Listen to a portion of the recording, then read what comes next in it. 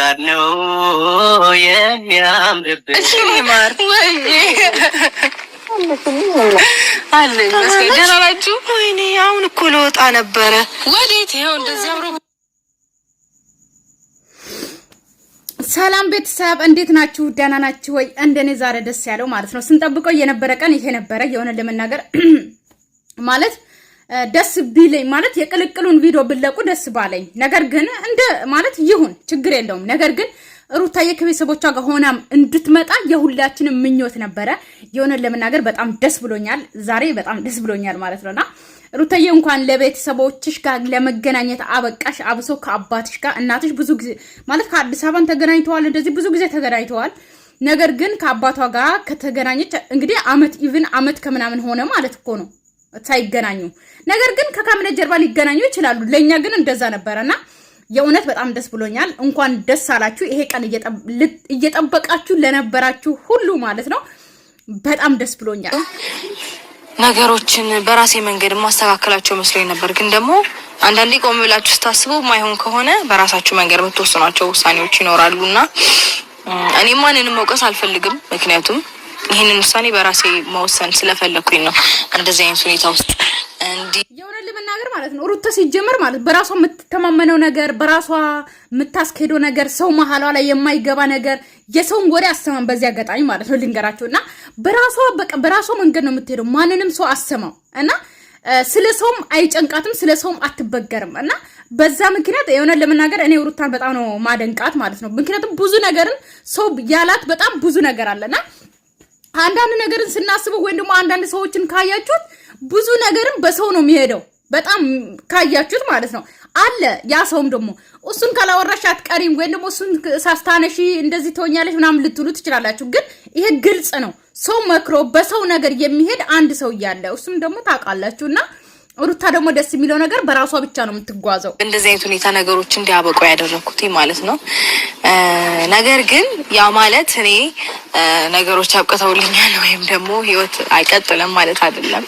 ከዚህ በኋላ በጣም ደስተኛ ሆኜ እንደምቀጥል እኔ እንጃ እያሰብኩት ነው። አምሮዬ ላይ እየሳልኩት ነው ምን አይነት ታይም ላሳልፍ እንደምችል ከፋሚሊዎቼ ጋር ማለት ይኸውላችሁ ማንም ሴት ማለት ነው የእውነት ከቤተሰቧ ጋር ስትሆን የሆነ እንዴት ነው የቤተሰብ በቃ አይደለ ማለት ፍቅር ሊሆን ይችላል። ቤተሰቦቻችን ጥለን የምንሄደው ወይም ደግሞ ለወደድነ ሰው ብዙ መስዋዕትን እንከፍላለን ሴቶች ማለት ነው። አንሰማም። መጀመሪያ ስንመከር ሲነገረን አንሰማም።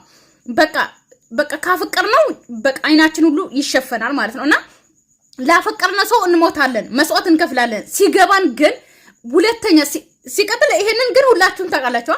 ሴት ልጅ ከወንድ ልጅ በጣም የምትበልጠው በምንድነው ታውቃላችሁ? አንድ ነገርን ከወደደች ለዛ ነገር በጣም መስዋዕት ትከፍላለች። በጣም ብዙ ነገርን ታደርጋለች። ግን ያ ነገርን ከጠለች ዞር ብለ አታኝ። ከቆረጠች ነው። አንዳንዴ ወንድ ልጅ ከቆረጠ ይባላል። ግን ሴት ልጅ ናት ከቆረጠች ማለት ያለብን ማለት ነውና ሩታም እንደዛ ናትና ከዚህ በኋላ የምታሳልፈው ነገር ከዚህ በኋላ ከልጇ ጋር ያለ ነገር በቃ አላቅምና ልጅ ከመጣ በኋላ ሲጀመር ጥሩ አለ አይደለ? ልጅ በእድሉ ያድጋል የሚባል ነገር አለና ልጁ ሲመጣ ጥሩ እድል ይዞ ሊመጣ ይችላል ብዬ አሰብኩኝ። ጥሩ ነገርን ይዞ ይመጣል ብዬ አሰብኩኝ። ሰላምን ያወርዳል ብዬ አሰብኩኝ። እና ብቻ ስታዩት ምን አይነት ስሜት እንደሚሰማችሁና እኔ ባለሁበት ሁኔታ እነሱም ደስተኛ እንደሆኑ አልጠራጠርም። አሁን ባለሁበት ነው የምላችሁ። ላይክ አላደለ ጀስት የራሴ የሆነ ነገር አለኝ። ቁም ነገር ላይ ደርሻለሁ ብዬ አስባለሁ። ሲጀመር ማለት ነው ቤተሰብ ልንገራችሁ፣ አንዳንድ ቤተሰቦች ከእናንተ ምንም አይፈልግም። የእናንተ ሰላም እናንተ ራሳችሁን ችላችሁ እንድትቀመጡ በቃ ደስ የሚላችሁ ከእናንተ አንዳንድ ቤተሰብ አሉ ከእናንተ ብዙ ነገር የሚፈልግ ለምን እኔ የሷን ኑሮ አልኖርም የሚሉ በጣም ብዙ ቤተሰብ አለ። አንዳንድ ቤተሰብ ደግሞ የእናንተን ደስታ የሚወዳለ እናንተ ራሳችሁን ብቻ ችላችሁ ከነሱ ቤት ስለወጣችሁ ብቻ በጣም ደስተኛ የሚሆን ቤተሰብም አለ። ሲቀጥል ደግሞ ማንም ሰው ደግሞ ቤተሰብ ደግሞ ማለት እናት አባት እህት ወንድም እንኳን ተውት እነሱ እንኳን ማለት ነው። ግን እናት አባት ማለት ነው የእናንተን ደስታ ከምንም በላይ የእናንተን ሰላም የእናንተን ደስታ እናንተ ጥሩ ደረጃ ደርሳችሁ ማየት ይፈልጋሉ። ደስተኛ እንደሚሆን አልጠራጠርም። እና በዛ ላይ የቤቱ ከሌሉ ግን አለቀልኝ። እውነት እዚህ ልከርም ነው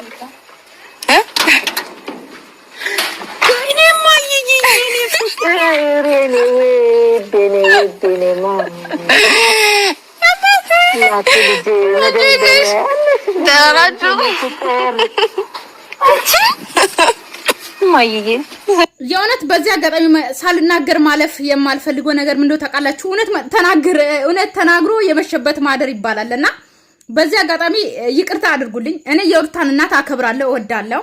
ሰው እንደ እናቴ ማንም ሰው እኔ እዚህ ጋር ማለት ነው ድራማ ውስጥ ትልልቅ ሰዎችን ሲያስገቡ በጣም የሚጨንቀኝና በጣም ማስቡ እንዴት አድርጌ እነሱን አውጥቼ እንዴት አድርጌ ልጆቹን ልፈትፍት ወይም ደግሞ እንዴት አድርጌ ወጣቶችን ልፈትፍት የሚል ነገር ነው ጭንቅላቴ ውስጥ የሚገባው ማለት ነው። እና አንዳንዴ ጊዜ ማለት ነው ልጆች የሆናችሁ ሰዎች አሁን ቅድም አይታችኋልና የሩታ እናት በሜላት ቤት መጥቶ ነበሩ።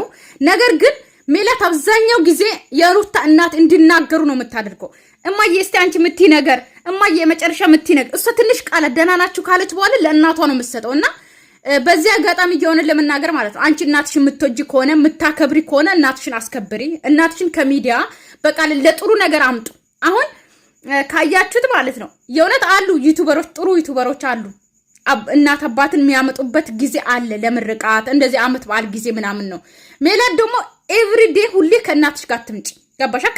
ራስሽን በራስሽ ነይ ገባሻ? እናትሽን ሰው የሚወድ ሰው ሊኖር ይችላል። ነገር ግን እናትሽ ደግሞ እንዲጠሉ እያደረግሽ ነው ገባሻ? ምክንያቱም ትልቅ ሰው ናቸው። ስለዚህ እናት የሚገኙ ቦታ ላይ አስገኝ፣ ማይገኙ ቦታ ላይ ደግሞ አታስገኝ። ሲቀጥል ኮሜንት የመጻፍ መብት አለን፣ ሙሉ መብት ገባችሁ? የመዝጋት ደግሞ መብት የእናንተ ነው። አንድ ሰው ኮሜንት ከከፈተ በኋላ የፈለግነውን ነገር መጻፍ መብት አለን ገባችሁ? እዚህ ጋር ማለት ነው ኮሜንታተንም መናገር አትችሉም። ወይም ደግሞ እንደዚህ አላችሁ እናንተ ባወራችሁት ቃላት ነው እኛ የምናወራው እዚህ ጋር ማለት ነው። ሶ ሚዲያ ላይ እስካላችሁ ድረስ ደግሞ እኛ አንፋታም፣ እናወራለን ገባችሁ? እናንተ ሚዲያ ላይ እስከመጣችሁ ድረስ በምትሰሩት ስራ ደግሞ እናወራለን። እኛ ደግሞ እንድናወራ በጣም ነው የምትፈልጉት ልንገራችሁ። ቆይ ኮሜንት ላይ እንደዚህ እያላችሁ ነው እያላችሁ የምታወሩ ከሆነ የምትሳደቡ ከሆነ ማለት ነው ቆይ ኮሜንት ክፍት አድርጋችሁ ማለት ነው ቪዲዮም ለቃችሁ አንድ ሰው ባያይ ኮሜንት ላይ አንድ ሰው ኮሜንት ባይጽፍ ቅር አይላችሁ? የእናንተን ፎቶ ለጥፎ አንድ ሰው ባያወራ ለምን ዛሬ ለምንድን ታግ ያልተደረኩት ለምንድን ነው ሃሽታግ ያልተደረኩት ብላችሁ ቅር አይላችሁ? በጣም ነው ቅር የሚላችሁ በጣም ማለት ነው እናውቃለን። ስለዚህ ለምንድን ነው እንደዚህ የምትሆኑት? ለምን ግን አታምጡ። ሲቀጥል ደግሞ በዚህ ቪዲዮ ላይ ማውራት የምፈልገው ነገር ማለት ነው እንግዲህ የሩታ ቤተሰብና የአብርሽ ቤተሰብ ቅልቅል ተደርጓል። ገባችሁ አይደለ? የቅልቅል ፕሮግራም ተደርጎ ነበረ። ጸጉሩም የተሰሩት ለዛ ነው። ግን ለምን ቪዲዮ ለኛ አይለቁም? ከካሜራ ጀርባ ሌላ ነው፣ ካሜራ ላይ ሌላ ነው። ለምን እንደዚህ ይደረጋል ማለት ነው? ሩታ ሲጀመር ሩታ ሶ ለኛ ነው። አሁን ሩታ እንደ ከቤተሰቦቿ ጋር እየተገናኘች ነው፣ እንደ አዲስ ለኛ ነው እየፖሰዱት። ግን ከዚህ በፊት አንድ ላይ ተገናኝተዋል፣ ቅልቅል ተደርጓል፣ ፏ ዝንጥ ብለዋል፣ ጨፍሯል፣ በልቷል፣ ጠጥቷል። ኦዲየንስ ግን ሁሌ ለኛ ሀዘን ነው የሚገባል። ገባችሁ? የሀዘን ቪዲዮ ነው የሚለቁልን። የነሱ በውስጥ እየተደሰቱ እየጨፈሩ እየበሉ ግን ለምን ለኛ ማለት እንጃ። ለነገሩ እኛ ምን ቤተን ምን አገባን? ተመልካች ምን አገባን? እርስ በራሳችን ጅሎች ጭንቅላት ስለሌለን እርስ በራሳችን እንባላለን፣ እርስ በራሳችን እንቧቀሳለን ማለት ነው። እኔ የእንትና ነኝ እኔ ለሱ ነኝ ምናምን ሳናቅ ማለት ነው። እነሱ ግን እዛ ይበላሉ፣ ይጠጣሉ፣ ይዝናናሉ። ለኛ ደግሞ ሌላ ነገር ይፖስታሉ። ገባችሁ? ብቻ ምንም ሆነ ምንም እኔ ደስ ብሎኛል። ሩታዬ እንኳን ከቤተሰቦችሽ ጋር አገናኘሽ። ገባሽ አይደለ? ምክንያቱም ለኛ መፖሰት ያለበት ቪዲዮ ተፖስቷል። አለቀ። እግዚአብሔር ይመስገን። ደህና ነኝ ያለው እግዚአብሔር ይመስገን